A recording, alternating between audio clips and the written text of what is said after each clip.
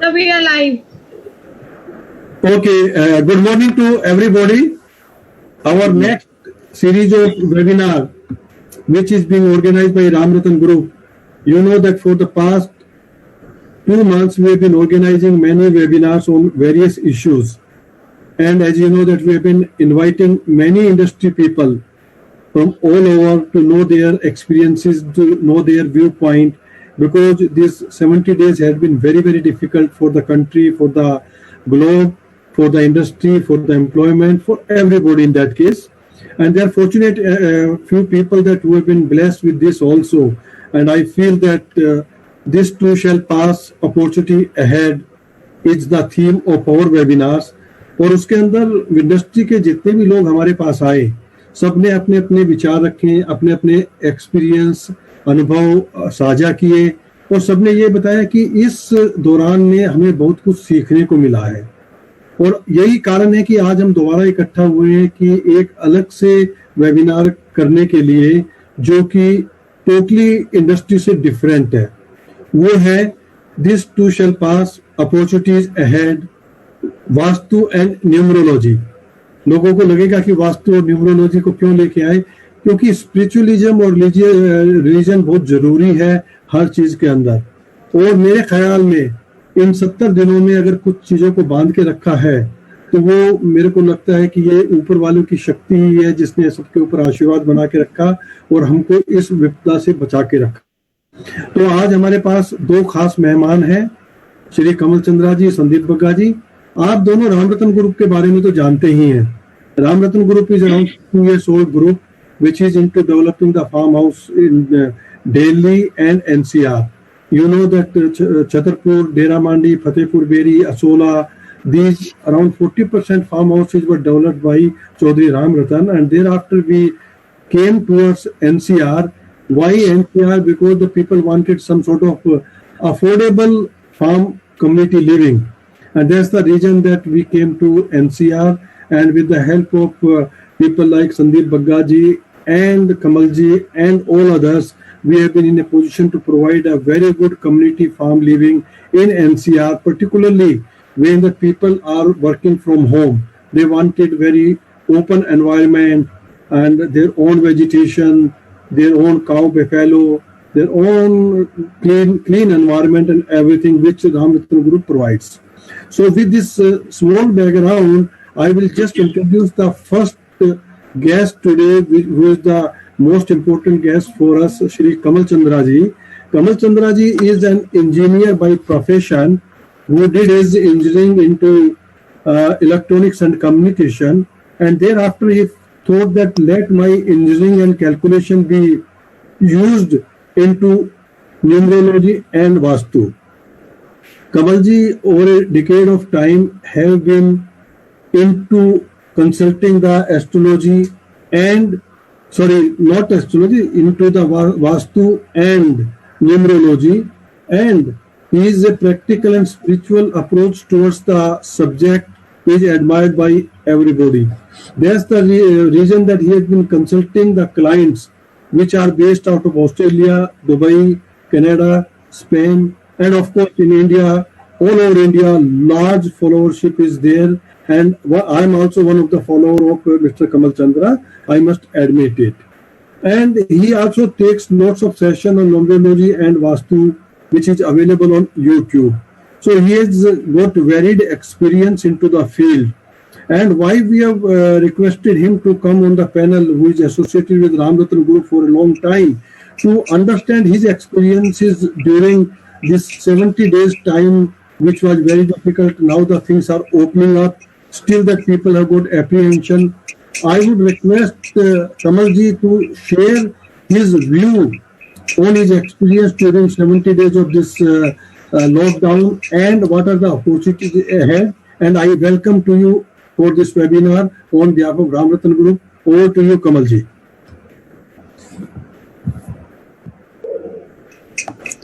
नमस्कार निर्मल जी। नमस्कार। नमस्कार संदीप जी।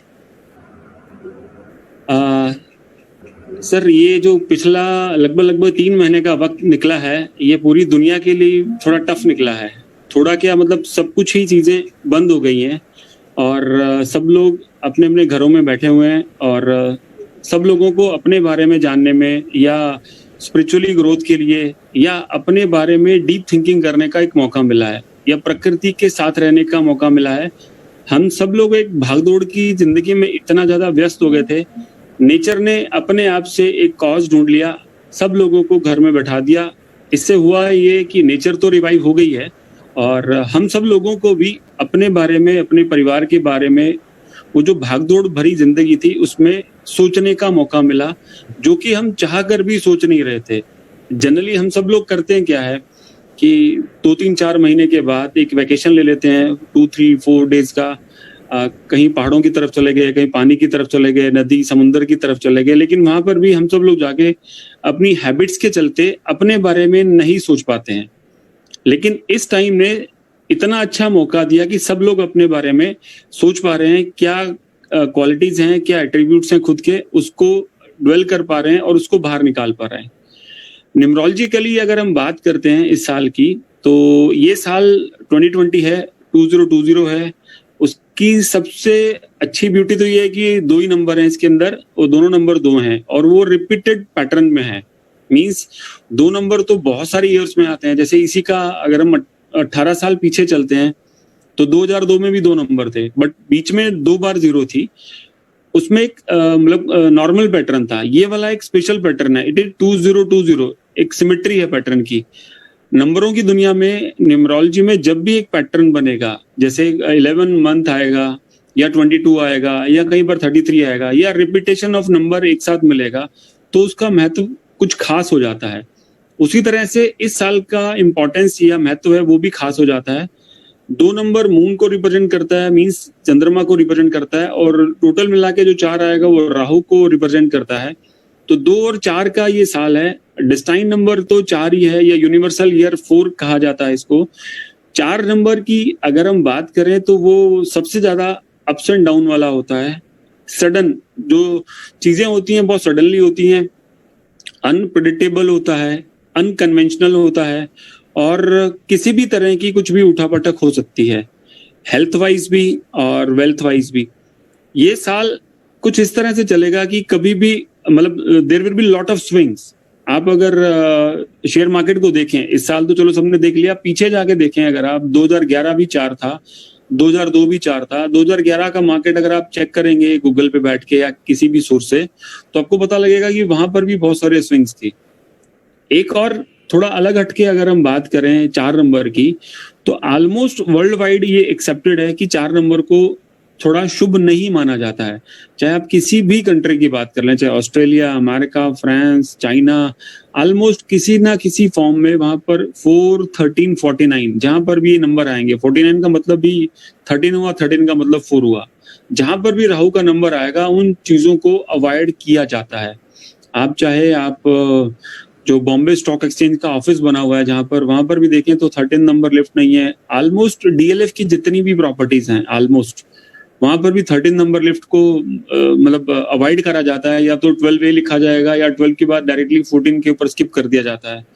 तो 4 नंबर थोड़ा अशुभ इसलिए माना जाता है क्योंकि इसके साथ किसी भी चीज की प्रेडिक्शन नहीं करी जा सकती। अप्स एंड डाउन इतने ज्यादा रहेंगे कि उसको कैच करना मुश्किल हो जाता है। हाँ, मैंने कहा अप्स एंड डाउन, अप भी रहेंगे और डाउन भी रहेंगे। एक पॉजिटिव न्यूज ये है 4 नंबर के साथ, ये प्लानिंग का ईयर है एक तरह से और डिटर्मिनेशन का ईयर है। और अगर हम 2 से चेक करते हैं, जो 20 है, ओनली 20 वाला जो 2 आ रहा है वो मून है। मून मीन्स आर्ट को या फ्लक्चुएशन को रिप्रेजेंट करता है। उसका पॉजिटिव और नेगेटिव यही है कि वो मूड स्विंग्स को बहुत सारा देता है और फ्लक्चुएशन इतनी ज्यादा देगा, रिलेशनशिप में अच्छा और बुरा दोनों कर सकता है। टोटल 4 जो है वो क्या करेगा, आपको सोचने समझने का, प्लान करने का मौका देगा पॉजिटिव नोट के ऊपर। और अगर हम कंसिडर करें इस कोरोना के चलते 2020 को, तो इसका पीक है वो आ चुका है। मतलब अभी जो रेस्ट ऑफ द टाइम बचा हुआ है इस साल का, यू कैन से कि after the 60% of this year means from 2nd week of August, आपको इसका कोई भी नेगेटिव एस्पेक्ट देखने को नहीं मिलेगा। तब तक ये सिचुएशन अंडर कंट्रोल हो चुकी होगी। अब भी आप लोग डे बाय डे देख रहे हैं, नंबर्स बढ़ रहे हैं लेकिन सिचुएशन अंडर कंट्रोल हो रही है। पोटेंसी या इंटेंसिटी ऑफ जो वायरस की है वो डे बाय डे कम होती जा रही है। मींस स्टेजेस जैसे जैसे बढ़ रही हैं, people number of peoples are increasing, but at the same time जिन लोगों की रिकवरी हो रही है वो लोग भी बहुत तेजी से बढ़ रहे हैं। ऑलमोस्ट 45 to 50% लोगों ने इंडिया में रिकवर किया as per the government data. और अगर हम बात करें अगस्त का सेकेंड वीक जो जल्दी नजदीक आने वाला है, उसके बाद चीजें अंडर कंट्रोल हो जाएंगी, इसका वैक्सीनेशन भी आ जाएगा। और apart from all these things, लोग इसके लिए मतलब रूबरू हो चुके होंगे, क्या क्या प्रिकॉशन ले लिए हैं, लोगों को एजुकेशन मिल चुकी होगी, अभी भी मिल गई है। और दूसरा ये कि इसकी इंटेंसिटी या जो इसकी मारक क्षमता है वो एकदम कम हो चुकी होगी। कमल जी, मैं ये जानना चाहता हूँ हाँ जी सर। इंडिपेंडेंट भारत का 15 अगस्त 1947 है। हाँ जी सर। और जो आप हमें बात बता रहे हैं, तो जो अभी 2020 की जो बात बताई, राहु का ईयर की आपने बताई, 4 नंबर की जो बात बताई, बिल्कुल ठीक है, बिल्कुल ठीक है। तो 2 नंबर का मून को रिप्रेजेंट करता है, 4 नंबर का राहु को करता है। और बेसिकली हम गाइडेड है राहु से अभी, ठीक है। राहु अनप्रिडिक्टेबल होता है, अप्स एंड डाउन्स देता है, बिल्कुल ठीक आपने ये सब हमारे दर्शकों को बताया। लेकिन दर्शक ये जानना चाहेंगे कि आज हम ये जानने की कोशिश करेंगे कि न्यूमरोलॉजी का 2020 का भारत की अपने अंक से कुछ उसका ताल्लुकात है, या जो लीडर है, टॉप लीडर माननीय नरेंद्र मोदी जी, उनके जन्म अंक से कुछ संबंध है, उसका थोड़ा सा अगर लाइट डालें तो अच्छा रहेगा। ठीक है सर। भारत जो ऑन पेपर्स इंडिपेंडेंस मिली थी वो में 15 अगस्त 1947 को मिली थी। जैसे न्यूमरोलॉजी में हर चीज को 1 से 9 तक ही मतलब आंका जाता है। कोई भी व्यक्ति है वो किसी भी डेट को बॉर्न हुआ है, 1 to 31 के बीच में डेट होगी, और उसको अगर 9 के बाद की कोई डेट है, मींस 10 to 31 अगर कोई भी डेट आती है तो उसको हम रिजॉल्व करके सिंगल डिजिट में कन्वर्ट कर लेते हैं। That means we are having only 9 digits, 1 to 9 only. तो 15 अगस्त इंडिया के इंडिपेंडेंस डे है जो उन पेपर्स है, तो उसके हिसाब से 6 नंबर आता है जो कि शुक्र का, वीनस का नंबर है। अगर उस एंगल से आप जानना चाहते हैं तो 6 मतलब जो राहु का साल है, राहु और वीनस की आपस में थोड़ी सी शत्रुता है, इसीलिए ये राहु का साल है। थोड़ा सा बैड इम्पैक्ट तो डाल ही रहा है इंडिया के ऊपर, आप सब लोग देख रहे हैं। लेकिन पॉजिटिव अप्रोच ये है, जैसे हम थोड़ा सा इसको आगे चल के देखेंगे, नेक्स्ट ईयर जो आ रहा है 2021 आ रहा है जो कि 5 नंबर आएगा, और उससे अगला साल 2022 आएगा, 2022 आएगा जो कि 6 आएगा। तो दोनों ही जो साल आ रहे हैं, consecutive 2 years are going to be the best years for India. आप इंडियन ग्रोथ की बात करें, इकोनॉमी की बात कर रहे हैं, next year will be a big big big big year for economy. There will be big booster. और जो उससे अगला साल है 6 नंबर, वो तो पर्सनल ईयर आ जाएगा 2022 से 6 आता है, और 222 से आ रहा है, मींस मून से ट्रिपल मून से 6 आ रहा है। दैट मीन्स कि 6 मीन्स इंडिया के पर्सपेक्टिव में अगर हम बात करते हैं तो आने वाले दोनों साल वो बहुत ही फैंटास्टिक होंगे। लेकिन अगर हम इस साल की भी बात करते हैं, इस साल ने जितना भी मतलब जो पैनिक क्रिएट करना था या जो इसकी पीक इंटेंसिटी थी, ऑलमोस्ट हम पीक के पास है। अब उसका ढलान या डाउनफॉल शुरू होने वाला है। सो पॉजिटिव न्यूज इज कि जो बचा हुआ टाइम है, approximately 4.5 months of this year, last 4.5 months, उसके अंदर ये अपने आप को रिटेन करेगा, गेन करेगा। मींस आप एक छोटा सा एग्जांपल लें, शेयर मार्केट है वो डिप करी है, बहुत ज्यादा डिप करी थी, आई थिंक अराउंड 30% तक डिप कर गई थी, या मोर देन 30% डिप कर गई थी, लेकिन वो रिकवर करके ऑलमोस्ट अपने आप को बराबर ले आएगी, या मतलब उतने ज्यादा लॉस में नहीं रहने वाले हैं। सिमिलरली जितना भी लॉसेज हुए हैं, जितने भी बिजनेस के 3-4 बिजनेस को अगर हम छोड़ दें, बाकी के बिजनेस अपने आप को धीरे धीरे रिटेन कर लेंगे। और पर्टिकुलरली जो भी पीपल्स बिजनेस है, लोगों के जो बिजनेस हैं जिसमें बहुत सारे लोग इन्वॉल्व हैं, ठीक है, वो जल्दी से जल्दी अपने आप को रिकवर करेंगे। उसका रीजन एक ही है कि मून प्लस राहु का ईयर है। अभी जैसे ही इसका पीक टाइम खत्म होगा, with in few more days, उसके बाद आप लोग खुद देखेंगे कि इसकी रिकवरी फास्ट हो रही है। इंडिया के पर्सपेक्टिव से ये एवरेज ईयर रहेगा, रेस्ट ऑफ द टाइम जो बचा हुआ है वो एवरेज रहेगा। लेकिन अगले 2 सालों में जितना भी यहाँ पर थोड़ा सा लॉस बुक हुआ है या कुछ बिजनेस को बहुत सारा घाटा उठाना पड़ा है, वो आने वाले 2 सालों में 2021 और 22 में उसकी डेफिनेटली रिकवरी हो जाएगी। तो कमल जी, जैसे आपने बताया कि 15 अगस्त का जैसे हमने किया, तो क्या हम पूरा 15 अगस्त 1947 का अगर टोटल करें, जो 8 आता है, उससे कुछ इसका फर्क पड़ेगा सर? सर 6 और 8 है इंडियन इंडिपेंडेंस डे का। जैसे किसी की भी डेट ऑफ बर्थ में प्राइमरी और सेकेंडरी नंबर होते हैं, मूलांक और भाग्यांक होता है, उससे फर्क पड़ेगा। लेकिन दोनों ही सूरत में देखिए, सी मान लीजिए किसी बच्चे का जन्म किसी भी पर्टिकुलर डेट को हुआ है, तो उसका प्राइमरी नंबर या मूलांक है, उसका व्यवहार, उसका बिहेवियर, उसके इन एंड आउट्स, उसकी क्या सोच है, कैसी उसकी सोल है, ये सब चीजों का पता पहले नंबर से लगता है। हम उसी के साथ ही उसकी कंपैटिबिलिटी चेक करते हैं। तो इंडिया रिप्रेजेंट नंबर 6। अगर आप इंडिया लिखते हो INDIA, ये तो भी नंबर 3 आता है न्यूमेरिकल वैल्यू के हिसाब से। तो इंडिया 3-6 की सीरीज में आ रहा है। तो जहां पर भी अगर इंडियन पर्सपेक्टिव, इंडिया का पर्सपेक्टिव है, अगर आप उसको काउंट करेंगे जहां पर भी, तो वहां पर आपको डेफिनेटली ग्रोथ देखने को मिलेगी। Being this year is 2 and 4, तो ये डिस्ट्रक्टिव तो रहा ही है, उसमें तो कुछ बोलने की जरूरत नहीं है, क्योंकि 3 महीने से ऑलमोस्ट सारी फैक्ट्रीज बंद पड़ी हैं, सारे ऑफिस बंद पड़े हैं, ट्रांसपोर्टेशन ठप है, सब कुछ ठप है। लेकिन इवन देन ये साल बचे हुए टाइम में, लास्ट के 4.5 महीनों में अपनी रिकवरी कर देगा। तो कमल जी ये बताएं कि इसका जो न्यूमरोलॉजी है, इसका इतना महत्व क्यों माना जाता है? कारण क्या था, संक्षिप्त में बताएं, उसके बाद मैं संदीप बग्गा जी के पास आऊंगा। जी सर, न्यूमरोलॉजी एक एंशिएंट साइंस है, और हम लोगों ने मतलब जो भी पीछे के लोग हुए हैं, साइंटिस्ट हुए हैं, या जिन्होंने भी एस्ट्रोनॉमी, एस्ट्रोलॉजी पे वर्कआउट किया है, यही फाइंड आउट किया गया कि there are only 9 numbers, 1 to 9। अब आप उसके अंदर देखेंगे कि अगर हम साइंस के पर्सपेक्टिव को देखते हैं, तो आइंस्टीन एक बहुत बड़े साइंटिस्ट हुए हैं। उनकी एक स्टेटमेंट थी, energy can neither be created nor be destroyed, can be transformed from one form to another. ये तो मॉडर्न साइंस बोलती है, बट हमारा जो एंशिएंट टेक्सचर है, जितनी भी बुक्स हैं, वेद हैं, वो कहते हैं कि अंत ऊर्जा है। अंत ऊर्जा है, मतलब आत्मा किसी की भी डिमाइस के बाद उसकी आत्मा उसके साथ चली जाती है, या उसके कर्म उसके साथ चले जाते हैं। तो हर जगह एनर्जी की बात हो रही है। तो न्यूमरोलॉजी की अगर हम बात करें, तो न्यूमरोलॉजी में भी जो नंबर्स की एनर्जी है, जितनी भी कैलकुलेशन निकलती हैं, किसको कौन सा नंबर सूट करता है, कौन सा कलर किसके लिए लकी है, कौन सा डे किसके लिए लकी है, तो वो वाइब्रेशनल पैटर्न के हिसाब से ही सारी स्टडी की गई है, और उसको एक साइंस या मेथड का नाम दे दिया गया है। न्यूमरोलॉजी एक एंशिएंट साइंस है, नंबर 1 to 9 के बीच में ही ये ड्राइव करती है। उसका रीजन इतना सा है कि हमारे ऊपर, हम लोग अब प्लेनेट अर्थ पे रह रहे हैं, हमारे चारों तरफ जो सिस्टम है, सोलर सिस्टम है, उसके अंदर जो प्लैनेट्स अवेलेबल हैं, और वो सारे के सारे, उन सब का इन्फ्लुएंस हमारे ऊपर आता है, एज वेल एज राहु और केतु। जैसे 4 नंबर राहु का है, 7 केतु का माना जाता है। They are not actual physical planets, they are suppose to be shadow planet. और वो चंद्रमा के आसपास एक ऐसा पिक्चर बनता है कि उसमें राहु और केतु को कंसिडर करा जाता है। वो एक थ्योरी है। मींस हम सब के ऊपर, कोई भी इंसान जो पैदा हुआ है, उसके ऊपर जो धरती के चारों तरफ जितने भी प्लैनेट हैं, उनकी जो भी मूवमेंट है, उसका असर हमारे ऊपर आता है, और उसको ही हम नंबर के थ्रू कैलकुलेट करने की कोशिश करते हैं।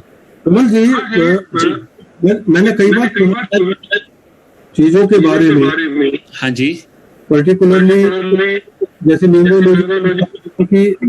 न्यूमरोलॉजी 9 नंबर में सीमित होकर रह गई है। हाँ जी, वर्ल्ड वाइड 650 करोड़ की पॉपुलेशन है। बिल्कुल सर। तो इसका मतलब 650 में तो 9 भागों में लोग डिवाइड हो जाएंगे, जिनके ऊपर कोई ना कोई नंबर पे आएगा ही आएगा। तो इस टाइप के हमें एस्ट्रोलॉजी में भी कई बार हम बात करते हैं तो सुनने को मिलता है कि 12 ग्रह, 12 राशियां वगैरह वगैरह, सब लोग उसी के अंदर अंदर आ जाते हैं, और किसी के ऊपर जो भी फर्क पड़ता है, उन्हीं राशियों का फर्क पड़ता है। तो इसका कोई थोड़ा सा बताएंगे कि भाई कैसे इसको हम प्रेजेंट करते हैं साइंटिफिकली, ठीक है, न्यूमरोलॉजी पॉइंट ऑफ व्यू। ठीक है सर, मेडिकल साइंस में अगर आप जाएंगे तो आपको दुनिया में जितने भी लोग अवेलेबल हैं, I think 4 types of blood है, 4 तरह का ब्लड है सब लोगों के अंदर जो दौड़ रहा है। ठीक है, हम नंबर्स की बात करते हैं, 9 तरह के नंबर हैं, लेकिन उनका परम्यूटेशन कॉम्बिनेशन सबका डिफरेंट है। नंबर 1, क्योंकि हर किसी की डेट ऑफ बर्थ है। जैसे कोई भी एक एग्जांपल ले लेते हैं डेट ऑफ बर्थ का, मान लीजिए 15 अगस्त 1990 या 15 अगस्त 1982, ठीक है, कोई भी एक डेट ऑफ बर्थ है। उस डेट के दिन बहुत सारे लोग, बहुत सारे बच्चे पैदा हुए होंगे, और वर्ल्ड वाइड हुए होंगे। ऐसा नहीं कि इंडिया, दिल्ली, गुड़गांव, बॉम्बे, पूना, हैदराबाद, चेन्नई, पूरे वर्ल्ड में बहुत सारे बच्चे पैदा हुए होंगे। ठीक है, न्यूमरोलॉजी या एस्ट्रोलॉजी कैसे काम करेगी? वो नंबर तो फिक्स हैं उसके, और शहर भी फिक्स है। मान लीजिए अगर हम बॉर्न प्लेस भी पिक करते हैं, वो भी फिक्स है। ठीक है, लेकिन हर शख्स का उसके बाद 2 चीजें बदल जाती हैं। एक तो उसका नाम बदल जाता है, ऑलमोस्ट 2 लोगों का एकदम सिमिलर नेम देखने को मिलता है, और दूसरा उनका कर्म वो बदल जाता है। कर्म का मतलब है कि जो भी वो काम करने वाले हैं उनके ऊपर उसी तरह से उनके जो बर्थ नंबर है उनका इन्फ्लुएंस बढ़ता चला जाएगा। मान लीजिए 35 साल के दो लोग हैं, उन दोनों के नंबर सिमिलर हैं, एकदम सिमिलर हैं, या जुड़वा नहीं है लेकिन नंबर सिमिलर हैं। एक बच्चा पैदा हुआ गुड़गांव में, एक हुआ मान लीजिए चेन्नई में, ठीक है, सेम डेट पे पैदा हुए हैं, उनके number, primary number, secondary number सब बराबर हैं। फर्क कहाँ पड़ गया? सी, जब भी बच्चा पैदा होता है उसका नामकरण होता है, नामकरण के बाद वो नाम उसके साथ एकदम अटैच्ड हो जाता है, जुड़ जाता है, उसकी भी वाइब्रेशन, उसकी भी मतलब उसकी एनर्जी उसको मिलनी शुरू हो जाती है, तो वो भी उसके अंदर एक मिक्स हो जाती है। तो एक डिफ्लेक्शन तो यहीं से आ गया। दूसरा डिफ्लेक्शन, उसके अकॉर्डिंगली जो वो कर्म करेगा मीन्स उसका प्रोफेशन डिफरेंट रहेगा, हो सकता है पढ़ाई लिखाई भी थोड़ी डिफरेंट हो और प्रोफेशन भी डिफरेंट हो, तो उसके हिसाब से हर बंदे की डिफरेंट आपकी एनालिसिस निकल के आती है। और उसके बाद कमल जी, अब मैं आपके पास दोबारा आऊंगा और मैं आपसे वास्तु के ऊपर बात करूंगा, क्योंकि आपने न्यूमरोलॉजी को तो बहुत अच्छी तरीके से बताया। क्योंकि मैंने ये पॉइंट क्यों रेज किया कि बहुत से लोग ना इसकी जिज्ञासा रखते हैं कि भाई ये क्या है, तो उनकी क्लैरिफिकेशन के लिए मैंने आपसे ये जानने की कोशिश की कि हर आदमी अपने आप में अलग है, हर एक का अपने कर्मों का फल उसको मिलता है। जन्म में जो लिखवा के आया वो तो है ही, साथ साथ कर्मों का फल भी बहुत मिलता है। मैं इस बात से आपसे सहमत हूँ। आज हमारे दूसरे स्पीकर हमारे साथ है श्री संदीप बग्गा जी। संदीप बग्गा जी हमारे पुराने मित्रों में से एक हैं और he has got over 2 decades of experience into the real estate. After passing out his schooling from DPS Mathura Road, he graduated from the University North Campus, and after that he found the way into the real estate, and he has been into that real estate for the last 20 years and is very well regarded person into the real estate deals. He is the member of Association of Property Professionals.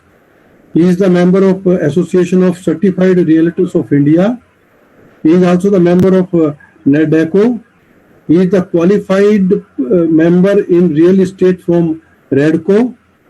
He has done many high value transactions and he deals into farmhouse, then warehouse, commercials and other properties also, which has been high value and he has been very, very successful. The best point is Sandeep Bagga ji always believes to give the value addition to his investors, to his developers. He himself is also into the development, so that everybody has got the win-win situation. मैंने बग्गा जी को बहुत time से देखा है, बहुत अच्छा काम कर रहे हैं बग्गा जी। इस वेबिनार पे मैं आपका स्वागत करता हूं और मैं आपसे जो चीज जानना चाह रहा हूं वो ये है कि ये लॉकडाउन में आपका अपना क्या एक्सपीरियंस रहा 70 दिनों में। मेरे को पता लगा कि इस दौरान में भी आपने काफी डील की, लोगों ने काफी इंक्वायरीज भी आपके साथ लेके आए, लोग काफी साइट पे विजिट के लिए गए, कई लोगों ने कमिट किया।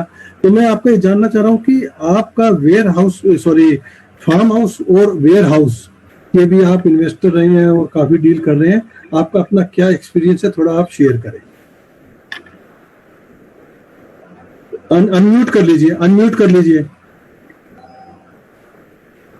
हाँ जी। Good morning Bansal ji and Kamal ji. Sir I will start with the land. थोड़ा सा लैंड के बारे में डिस्कस करके फिर हम अपने एक्सपीरियंस के बारे में आते हैं। In what I feel about land, investment in land is not a liability. It's a true asset and a legacy. Land in Hindu civilization is considered as mother. Why? Because it has got everything. It has got everything: love, serve, give. There are multiple uses of land. You can use as a farmhouse, warehouse, industry, everything. It's a raw material. Finally, appreciation, it's remarkable. It's a byproduct. Appreciation wise, it is a byproduct. It's a family asset you inherit or you leave for generations. It is a sense of security, a big satisfaction owning a land in true sense. You become a landlord. Really, this landlord word truly touches your soul. तो इसके साथ sir मैं थोड़ा सा और आगे बढ़ेंगे। Corona, post corona या प्री कोरोना, ये जो बीच का टाइम रहा है, क्योंकि अब तो हम बाहर आ गए हैं, एग्जिट कर गए हैं, इसमें जो मुझे एक फैक्टर फील हुआ वो ये हुआ कि घर एक सबसे इम्पोर्टेंट है, घर होना चाहिए, पर घर के साथ एक ओपन स्पेस और ये सारा होना चाहिए। हम लोग बड़े लकी रहे कि हमने एक अच्छे टाइम पे एक छोटा लैंड पार्सल खरीद लिया, जिसको थोड़ा सा डेवलप किया, ऑर्गेनिक वेजिटेबल्स लगाया, थोड़ा सा उसके अंदर हम लोगों ने, अगर हम कहीं फ्रेशनेस उसके हिसाब से एक पेट, एक अपने जो काऊ वहां पर एक थोड़ा सा किया। तो इस कोरोना के उसमें डर लगता था कि बाहर से सामान कुछ ऐसा तो नहीं आ रहा, तो हम वी वर लकी इनफ कि ऑर्गेनिक वेजिटेबल्स हमारे पास प्रोवाइड हुए। उन ऑर्गेनिक वेजिटेबल्स को हम लोगों ने आसपास अपने नेबर्स और इधर भी सर्व किया, कुछ उस तरह किया। तो एक फीलिंग थी, कुछ टाइम मिलता था तो हम फार्म पर चले भी जाते थे, थोड़ा सा फ्रेश एयर और फ्रेशनेस। ये जो सिनेरियो था, इसमें ट्रूली हमने अपने आप को विजुलाइज करने का मौका मिला। नहीं तो रोज दौरान हम सुबह गए, शाम को वापस आए, सोचने का नहीं, एक फैमिली बॉन्डिंग बनती है, इससे बनी। अल्टीमेटली यही जो मैंने रियलाइज किया कि कोई ना कोई, हर एक आदमी, जो पुराने हमारे एंसेस्ट्रल सब दादी जी या दादाजी सब हमारे एग्जांपल्स देते थे कि जमीन वो जमीन का जो महत्व है वो पता चला। कहने को है अपार्टमेंट्स लोग कहते हैं, सब कहते हैं, पर मैंने वहां उनका अपने कई फ्रेंड सर्कल सबको कॉल किया, उनको फ्लोर से नीचे नहीं आने दिया गया था। बड़े बड़े लग्जरी अपार्टमेंट्स हैं जहाँ नीचे आने के लिए बड़ी दिक्कत हो रही थी ड्यू टू सिक्योरिटी रीजन, उसमें कोई वो नहीं था।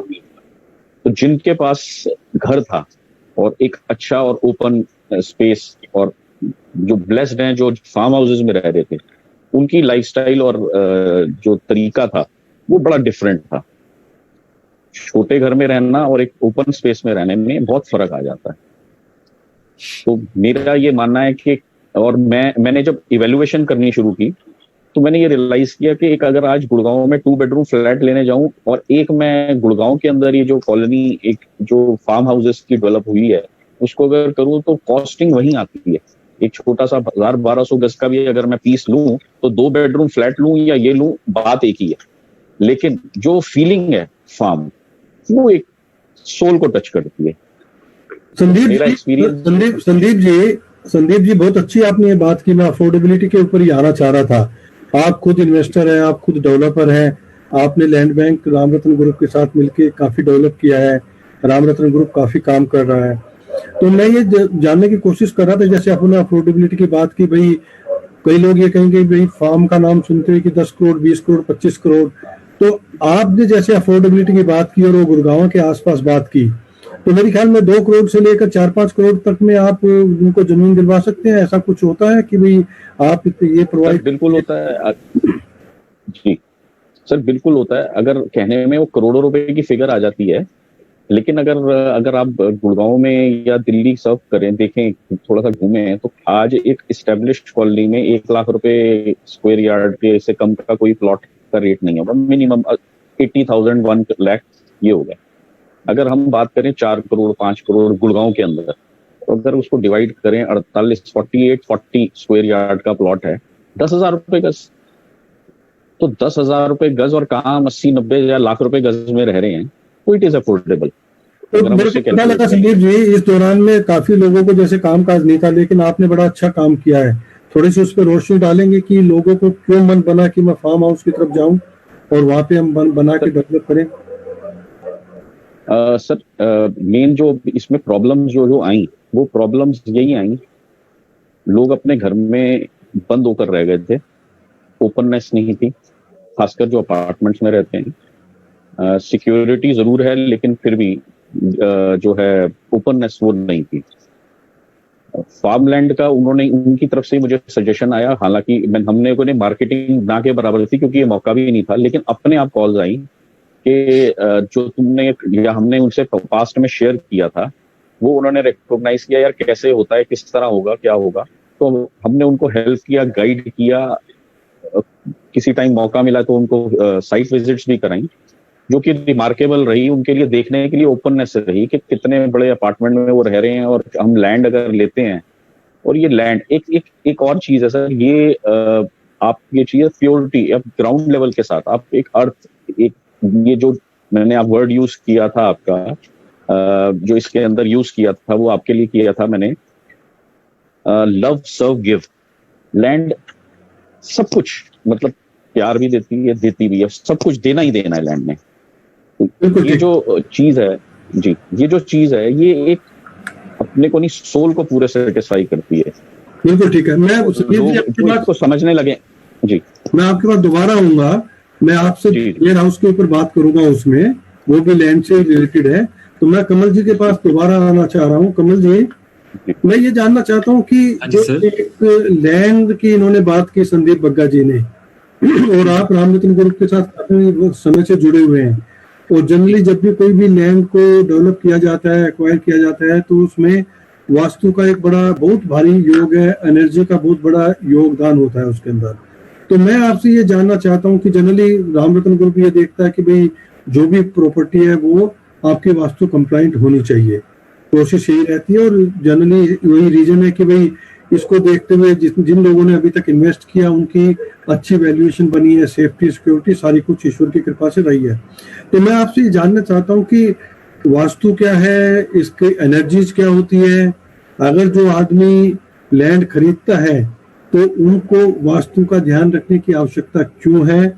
उसके बाद मैं आपके पास आऊंगा कि आप वास्तु पुरुष किसको बताते हैं, उत्तर दिशा का अपना क्या महत्व है, दक्षिण दिशा का क्या महत्व है। थोड़ा थोड़ा मेरे को पता है कि ये बहुत बड़ा सब्जेक्ट है, इस पे मैं चर्चा आपसे फिर कभी करूंगा, लेकिन संक्षिप्त में हम ये जानना चाहेंगे कि आप थोड़ी सी इसके ऊपर रोशनी डालें। Vastu actually the subject of 5 elements and 4 major directions. जैसा कि आप जानते हैं, अग्नि जल पृथ्वी वायु आकाश 5 एलिमेंट हैं, और 5 एलिमेंट से ही, 5 तत्वों से ही सारी कायनात बनी हुई है। और कोई भी प्रॉपर्टी है या कंटिन्यूसली एलिमेंट्स का आपस में कन्वर्जन चलता रहता है, मतलब एक एलिमेंट से दूसरा एलिमेंट बनता रहता है। मींस जैसे आप एक छोटा सा एग्जांपल लें, वायु है, वायु तत्व जो है, वायु तत्व से अग्नि तत्व का मतलब निर्माण होता है, वायु से अग्नि तत्व बनता है, अग्नि से पृथ्वी बनता है। इसी तरह से एक साइकिल है इसकी। एक इसकी साइकिल कंस्ट्रक्टिव साइकिल है, एक डिस्ट्रक्टिव साइकिल है। जब भी हम कोई घर बनाते हैं या किसी भी चीज की 4 दीवारी करते हैं, 4 दीवारी में कुछ भी बन सकता है, घर हो, मतलब फ्लैट हो, कोठी हो, बंगला हो, इंडस्ट्री हो, फैक्ट्री, दुकान, मॉल, सिनेमा, स्कूल, कुछ भी, जिसकी 4 दीवारी कर दी गई उसके ऊपर वास्तु एप्लीकेबल हो गया। तो वहां पर जब वास्तु एप्लीकेबल होता है, जो भी आपकी प्रॉपर्टी है, चाहे किसी भी टाइप की प्रॉपर्टी है, अगर उसमें एलिमेंटल साइकिल कंस्ट्रक्टिवली है, मतलब कंस्ट्रक्टिव साइकिल एप्लीकेबल है एलिमेंट्स की, then it is very much fine, very much better. अगर वो डिस्ट्रक्टिव है तो वो बैड लक को भी, बैड हेल्थ को भी, इन सबको वेलकम करती है। जो भी 5 एलिमेंट हैं, अगर उनका सबका प्लेसमेंट बराबर है, मतलब सब सही जगह से प्लेस कर दिया है, तो वो कंस्ट्रक्टिव साइकिल में ही कन्वर्ट होगी। वो आपके लिए ब्लेसिंग्स, ब्लिसफुल चीजें, ये सब चीजें इकट्ठी करके लेके आएगी। लेकिन एक चीज मैं यहाँ पे जानना चाहूंगा, जैसे आपने बताया कि अगर मान लीजिए 2 लोग हैं अलग अलग, हाँ जी, एक आदमी के लिए वो प्रॉपर्टी फेवरेबल हो सकती है, दूसरे के लिए नहीं हो सकती है, ऐसा कुछ हो सकता है सर इसमें? सर ऐसा बिल्कुल हो सकता है। जैसा कि अभी हमने थोड़ी देर पहले न्यूमरोलॉजी की चर्चा करी, कोई भी बच्चा पैदा होता है या हर बंदे के साथ, हर शख्स के साथ 2 नंबर अटैच होते हैं, या उसकी डेट ऑफ बर्थ है, उसकी परमानेंट कॉपी उसके साथ होती है। कोई भी डेट ऑफ बर्थ है, बहुत बार ऐसा देखा गया है कि एक पर्टिकुलर चीज एक आदमी के लिए सुटेबल हो सकती है और दूसरे के लिए सुटेबल नहीं होगी। इसका एक सबसे बड़ा एग्जांपल है, जो साउथ फेसिंग प्रॉपर्टीज होती हैं वो बहुत कम लोगों के लिए सुटेबल होती हैं। मींस किसी का मार्स या मंगल का अच्छा होना बहुत ज्यादा जरूरी है। अदरवाइज बाकी की जो प्रॉपर्टीज हैं, इन जनरली ईस्ट और नॉर्थ फेसिंग प्रॉपर्टीज को बहुत अच्छा और शुभ माना जाता है। बिकॉज ईस्ट में, जैसा कि हम सब ने अपने मतलब ग्रैंड पेरेंट्स से या सबसे सुना होगा कि चढ़ते सूरज की तरफ अगर आपकी भूमि है, जमीन है, घर है, मकान है, फ्लैट है, तो वो सबसे अच्छा है। दैट मीन्स कि ईस्ट फेसिंग कोई भी चीज आपके पास है, किसी भी प्रकार की प्रॉपर्टी ईस्ट फेसिंग है, तो ऑटोमेटिकली वो बहुत अच्छी हो जाती है। आप कुछ और कह रहे थे निर्मल जी अभी? नहीं, मैं तो यही पूछ रहा था कि 2 लोगों के लिए तो आपने बता दिया, तो मैं जो वास्तु पुरुष है उसका अपना रोल, जैसे आपने उत्तर दिशा का तो आपने बता दिया कि नहीं, आपने इसका बता दिया कि भाई कौन कौन सी फेसिंग होना चाहिए। तो जनरली उत्तर दिशा को हम बहुत महत्व देते हैं काफी चीजों में, उसके बारे में थोड़ा बताएं। सर देयर आर 5 एलिमेंट्स, जैसा मैंने पहले बताया, अग्नि जल पृथ्वी वायु आकाश। हम सब लोग, सारे के सारे इंसान, सारी की सारी कायनात 5 ही तत्वों के कॉम्बिनेशन से बनी हुई है। ठीक है, अगर हम इंसान की बात करते हैं, being an human, medical science भी अभी प्रूव कर चुकी है कि एक ह्यूमन बॉडी में मोर और लेस 70% वाटर है। जैसा कि हम देखते हैं अर्थ का 2/3 पार्ट, दैट मीन्स कि अराउंड 70% अर्थ भी वाटर है। तो मीन्स जो सबसे इंपॉर्टेंट अगर कोई एलिमेंट है पांचों एलिमेंट में, पांचों एलिमेंट की अपनी खासियतें हैं, सबकी जरूरत है। ऐसा नहीं कि किसी एक से काम चल जाएगा, किसी दूसरे से काम बिल्कुल नहीं चलेगा, सबकी ही प्रेजेंस चाहिए। बट उसके अंदर भी सबसे ज्यादा अगर कोई एलिमेंट इंपॉर्टेंट है जिसकी वजह से जीवन संभव है तो वो जल है, मीन्स वाटर है। और उत्तर दिशा जो है वो वाटर की डायरेक्शन कही जाती है या जल की दिशा कही जाती है, इसलिए उसको सबसे अच्छा माना जाता है। नॉर्थ डायरेक्शन जो रिप्रेजेंट करती है वो फ्रेश अपॉर्चुनिटीज को, किसी भी चीज की, मतलब किसी भी चीज के लिए अगर कोई चीज आप शुरू करने जा रहे हैं, कोई भी चीज के लिए अपॉर्चुनिटी सबसे बड़ा वर्ड होता है और गुड हेल्थ को रिप्रेजेंट करती है। इसलिए आफ्टर ईस्ट या इक्विवेलेंट टू ईस्ट अगर कोई डायरेक्शन अच्छी मानी जाती है, शुभ मानी जाती है, तो वो नॉर्थ डायरेक्शन है। और आप सब लोगों ने देखा होगा वर्ल्ड वाइड जितने भी कंपास यूज होते हैं, नॉर्थ डायरेक्शन को जानना हम सब के लिए, किसी को चाहे वास्तु का कुछ भी नहीं पता होगा तो भी आसान है। आज की डेट में मोबाइल में सारे तरह के कंपास रहते हैं। वर्ल्ड वाइड स्पेस में जो लोग ट्रेवल करते हैं या जो एरोप्लेन चलाते हैं या शिप चलाते हैं, वहां पर कंपास यूज होता ही होता है। तो सारे कंपास में 0 डिग्री नॉर्थ से स्टार्ट किया जाता है, that means starting point north ही समझा जाता है। तो आपको आपकी प्रॉपर्टी में नॉर्थ को जज करना सबसे आसान है। कहीं पर भी जाएंगे, कोई भी कंपास है वो नॉर्थ को ही, आपने देखा होगा नॉर्थ की ही एरो होती है, उसके ऊपर नॉर्थ ही मार्क कर रखा होता है। तो नॉर्थ की एक अपनी इंपॉर्टेंस है, वो इंपॉर्टेंस ड्यू टू वाटर है। जी सर बताएं बाकी। अच्छा, आप ये बताएं कि इसमें ईशान कोण क्या होता है, उसका क्या महत्व है? ईशान कोण एक कॉर्नर है, हाँ सर, 4 मेजर कॉर्नर काउंट होते हैं। सबसे पहले 4 मेजर डायरेक्शंस हैं, east, west, north, south. East में सनराइज होता है, वेस्ट में सनसेट होता है, लेफ्ट साइड में नॉर्थ है, राइट में साउथ है। उसके बाद जो सब डायरेक्शंस आती हैं वो भी 4 हैं। One is north east, another is south east, then south west, then north west. North east को सबसे इंपॉर्टेंट इसलिए समझा जाता है, और उसकी इंपॉर्टेंस इस वजह से भी है क्योंकि उसको ईशान कोण कहा जाता है। एक तो हिंदी में उसको ईशान कोण बोलते हैं, इंग्लिश में नॉर्थ ईस्ट कॉर्नर कहेंगे। नॉर्थ ईस्ट कॉर्नर को जो आपका वास्तु पुरुष है उनका वहां पर मस्तक होता है, सर होता है। तो जो कोई भी प्रॉपर्टी है नॉर्थ ईस्ट उसका जो है हमारे ब्रेन को, मस्तक को रिप्रेजेंट करती है।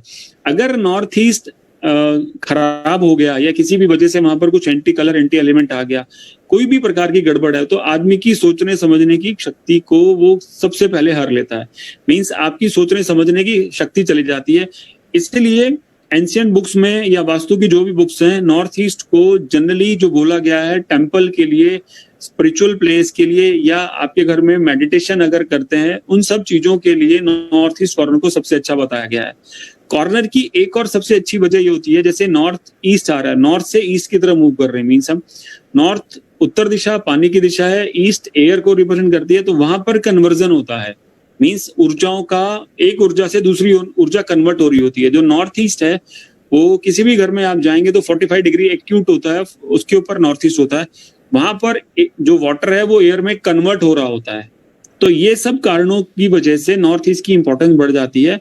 किसी भी घर में अगर नॉर्थ ईस्ट अगर बिगड़ा हुआ है तो वो बहुत दिक्कत करता है। सबसे ज्यादा वो घर की फीमेल को। सर बिगड़ने से आपका मतलब क्या है?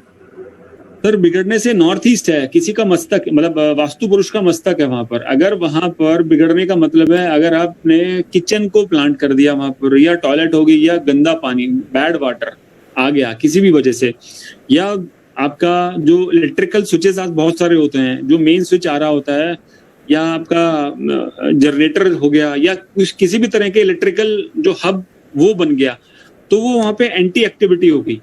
मींस एक प्लेस है आपके सर के ऊपर, ये सब चीजें रख दी जाएं तो सोचने समझने की शक्ति तो वैसे ही चली जाएगी। तो आपको कभी भी अच्छे थॉट, अच्छे विचार, या आपकी क्रिएटिविटी एकदम खत्म हो जाएगी वहां पर। और सबसे बड़ी प्रॉब्लम क्या है कि मान लीजिए छोटे घर हैं कहीं पे, 3 बेडरूम 4 बेडरूम या इंडिपेंडेंट मकान है, कई बार क्या होता है कि कंप्रोमाइज करना पड़ता है, आप चाह के भी कुछ नहीं कर सकते। तो नॉर्थ ईस्ट का आदमी को कैसे फायदा मिल सकता है? कोई छोटा सा आप ट्रीटमेंट या उपाय बताएं जिससे कि आपको भी, आप बहुत छोटे छोटे उपायों से चीजों को संभालते हैं, बहुत छोटे छोटे उपायों से चीजों को ठीक करते हैं, क्योंकि हमारे जो दर्शक है, जो हमारे फॉलोवर हैं, जो हमारे इन्वेस्टर हैं, सब ये जानना चाहेंगे कि कोई छोटी सी चीज आप बताएं जिसके करने से इसका जो आप कह रहे थे कि जो बिगड़ जाता है उसको ठीक कर सकते हैं। सर नॉर्थ ईस्ट को जो सबसे अच्छी चीज है, मैं पहले कलर से बता देता हूँ आपको। अगर ब्लू और ग्रीन कलर का इंपॉर्टेंस वहां बढ़ा देंगे, मींस प्रेजेंस उसकी बढ़ा देंगे ब्लू और ग्रीन कलर की, तो वो जोन बैलेंस होना शुरू हो जाता है। नेक्स्ट, अगर कोई बहुत ही बुरी चीज है तो फिर उसको मेटल से ट्रीट किया जाता है, ठीक है। और आप ग्रीनरी वहां पे डेवलप कर सकते हैं, वो एक बहुत अच्छा और सस्ता सुंदर टिकाऊ एलिमेंट को, विजिबल वाटर को भी वहां पर आप प्रेजेंट कर सकते हैं किसी भी फॉर्म में। मींस कांच के किसी उसमें किसी भी बर्तन में आप पानी रख सकते हैं वहां पर, या आपका जो स्मॉल सा वाटरफॉल जो होता है, छोटा सा वाटरफॉल है वो वहां पर रख सकते हैं।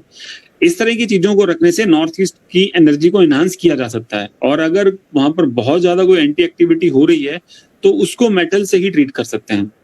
चलो, तो कमल जी मैं आपके पास फिर आऊंगा एक सवाल और लेके।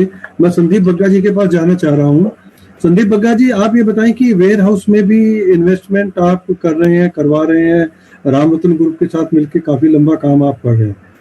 थोड़ा सा संक्षिप्त में बताएं कि what are the opportunities and how exactly do you invest into that?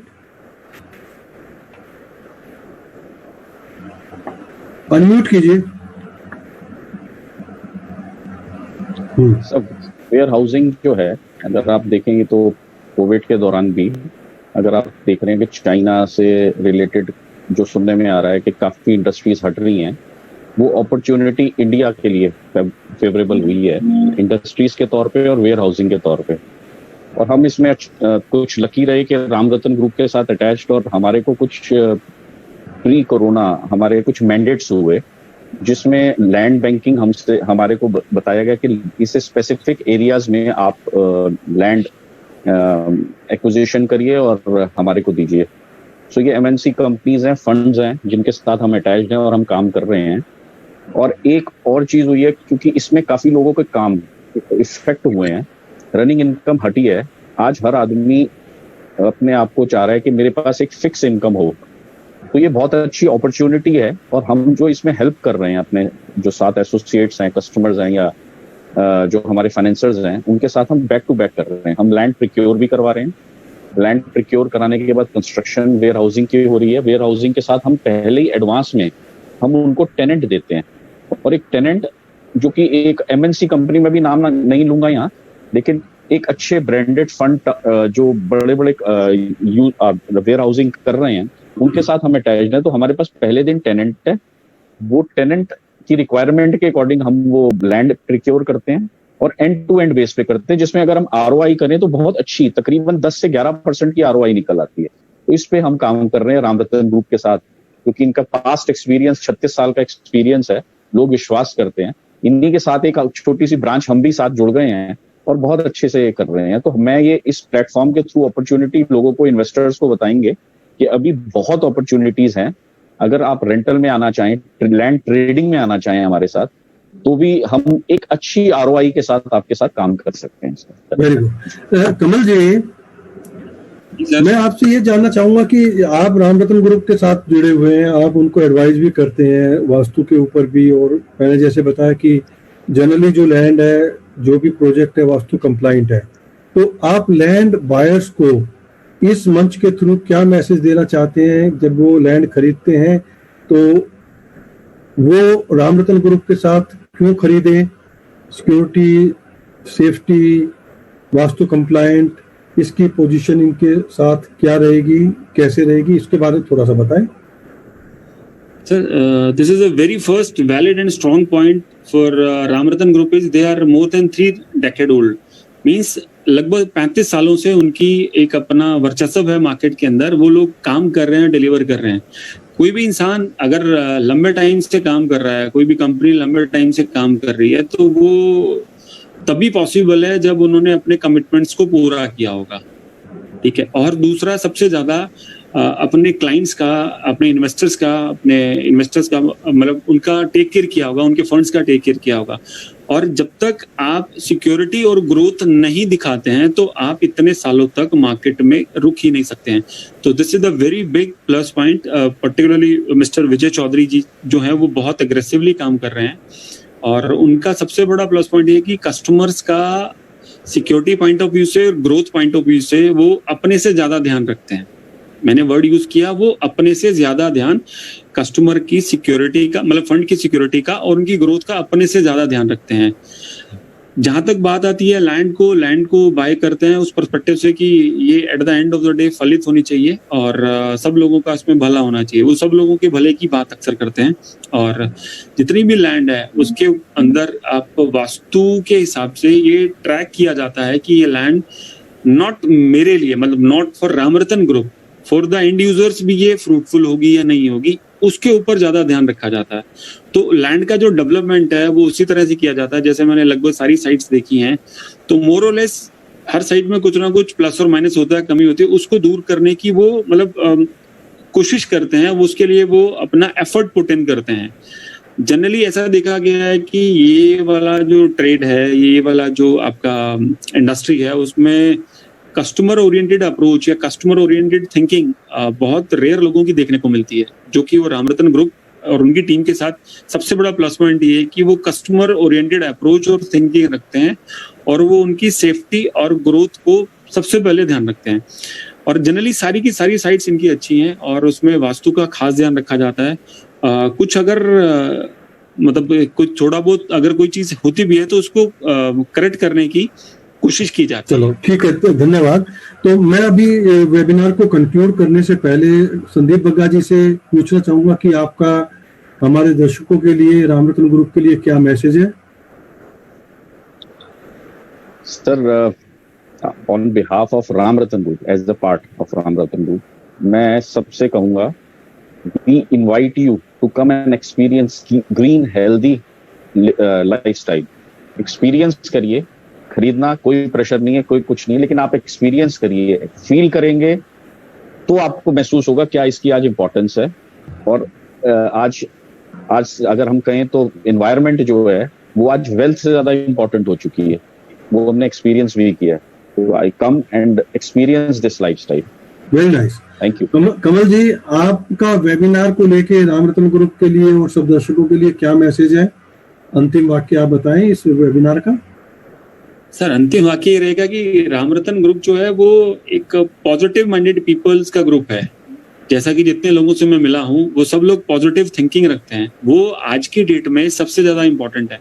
अगर आपकी थिंकिंग पॉजिटिव है तो आपके सामने कोई भी सर्कमस्टेंसेस आएंगे, आप उस हडल को पार करके आगे निकल जाओगे। तो very plus point of Ramratan group is the all people attach to this group are damn positive. तो सब लोगों के लिए एक अच्छी टीम है, सब लोग इसके साथ एसोसिएट होते हैं तो ये सबके लिए अच्छा होगा। तो मैं इसी के साथ आपसे इस वेबिनार को समाप्त करने की आज्ञा चाहता हूं। मैं सबसे पहले धन्यवाद करूंगा कमल चंद्रा जी का, जिन्होंने आज संडे वाले दिन बहुत बिजी शेड्यूल होता है, आपने उसमें से वक्त निकाला और इस वेबिनार में पार्टिसिपेट किया और हमें बहुत कुछ सीखने को मिला। मैं आपसे चर्चा बहुत लंबी करना चाहता हूं और अगले वेबिनार में मैं एक्सक्लूसिवली आपसे वास्तु और खाली वास्तु पे बात करूंगा। मुझे आपसे बहुत कुछ सीखना है। मैं रामरतन ग्रुप की तरफ से चौधरी साहब की तरफ से मैं आपका धन्यवाद करता हूं और आशा करता हूं कि जितने भी हमारे व्यूवर्स हैं सबने आपको सुना और उनको ये कॉन्फिडेंस आया होगा कि रामरतन ग्रुप जो है सेफ्टी, सिक्योरिटी और वैल्यू फॉर मनी प्रोवाइड करता है। उस आपके माध्यम से भी इस बात की पुष्टि होती है। और मैं संदीप बग्गा जी का भी, जो रामरतन ग्रुप के एक पिलर है, एसोसिएट है, मैं उनका धन्यवाद करता हूं कि आपने पार्टिसिपेट किया। और आपका धन्यवाद कि कमल जी से भी आपने हमें मिलवाया, तो इसका भी आपका धन्यवाद है कि एक सज्जन पुरुष और एक इतने ज्ञानी आदमी से हमारी मुलाकात हुई, जो आज हम वेबिनार पे बात कर सकते हैं और कितने लोगों को आपने अपनी बात पहुंचाई है। सब लोग कमल जी को भी जब भी चाहें अप्रोच कर सकते हैं। कमल जी प्रोफेशनल वास्तु एक्सपर्ट हैं और जिनको नंबर की आवश्यकता होगी हमें कांटेक्ट करें, हम आपका नंबर उनके साथ शेयर कर सकते हैं। तो संदीप बग्गा जी, मैं आपका भी धन्यवाद करता हूं और इन दोनों लड़कियों का, हिमानी जो पीछे से हमें कंट्रोल करती है और निधि जो बिल्कुल कोऑर्डिनेट करती है हर चीज के लिए, जिनके दोनों के बिना ये संभव नहीं है। आई thank all of them and including Ram Ratan Group that who organized this webinar and given us opportunity to be on this platform. और इसके साथ ही हम एक नए एपिसोड के साथ अगले हफ्ते फिर विराजमान यहाँ पे होंगे आप सबके साथ। तब तक के लिए नमस्कार। Thank you. Thank you.